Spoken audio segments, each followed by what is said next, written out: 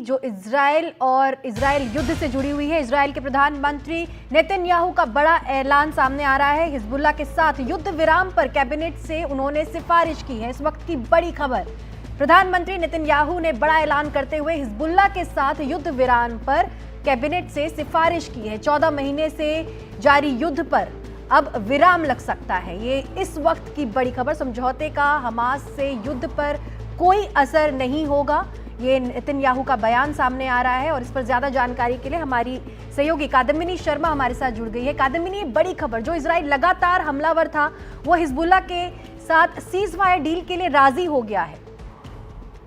देखिए, इस पर लगातार काम चल रहा था और इस पर अमेरिकी जो निगोशिएटर हैं वो भी इस पर काम कर रहे थे। लेबनान की जो सरकार है वो भी इस पर काम कर रही थी। आपको पता है कि हिजबुल्लाह जो है वो वहां पर सरकार में भी है, और लेकिन लेबनान की आर्मी जो है इस युद्ध में शामिल नहीं है हिजबुल्लाह के जो मिलिटेंट हैं उनके साथ। तो ये काफी दिनों से ये लगातार चल रहा था, इसकी बात हो रही थी। लेकिन अभी जो खबर आई है उसके मुताबिक सिक्योरिटी कैबिनेट ने अप्रूव कर दिया है। बेंजामिन नेतन्याहू ने इसका प्रपोजल रखा युद्ध विराम का, और उन्होंने इन प्रिंसिपल कल अपनी सहमति दी थी। ये सूत्रों के हवाले से खबर आई थी युद्ध विराम को लेकर हिजबुल्लाह के साथ, और अब वो फुल कैबिनेट के सामने से रखेंगे। हालांकि औपचारिक ऐलान अभी तक नहीं हुआ है। उन्होंने जनता को संबोधित किया है एक टेलीवाइज्ड स्टेटमेंट देकर कि क्या कुछ आईडीएफ ने हासिल किया है।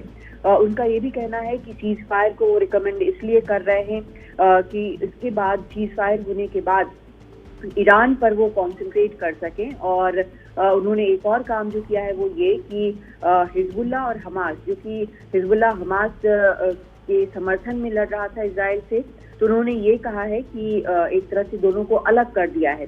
हिजबुल्लाह से एक बार युद्ध विराम हो जाता है तो उसका सपोर्ट जो है वो हमास के प्रति नहीं रहेगा, तो उस ध्यान जो है आईडीएफ का वो उनकी तरफ होगा, ज्यादा पूरी तरह से कॉन्सेंट्रेशन वहां पर होगा। तो ये साफ तौर पर एक डिहाइफनेशन भी है हिजबुल्लाह और हमास का इजराइल की तरफ से, और ये एक मौका देगा ज्यादा ध्यान लगाने के लिए वहां नॉर्थन बॉर्डर पर नहीं, बल्कि गाजा के साथ लगे और गाजा के अंदर जो ऑपरेशंस जो युद्ध कर रहा है इजराइल उसके ऊपर।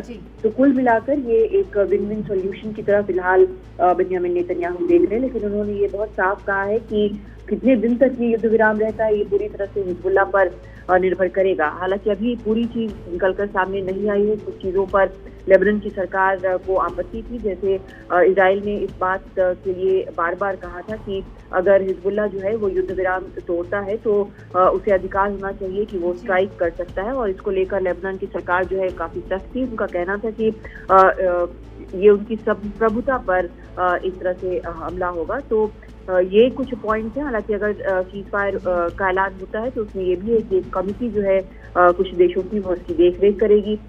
यूएन पीस कीपर्स और लेबनान की सेना जो है वो बॉर्डर पर पेट्रोलिंग करेगी, और आईडीएफ जो है, जो इजराइल की सेना है, वो पीछे हट जाएगी लेबनान के दक्षिणी बॉर्डर से। और लिटनी नदी जो है, जो कि ब्लू लाइन, जो कि यूएन की खींची हुई रेखा है, उसके दूसरी तरफ दक्षिण तरफ जाएगी, और वहां से अपना सारा जो असलहा है वो भी वो हटाएगी, हिजबुल्लाह की मिलिटेंट्स हटाएंगे।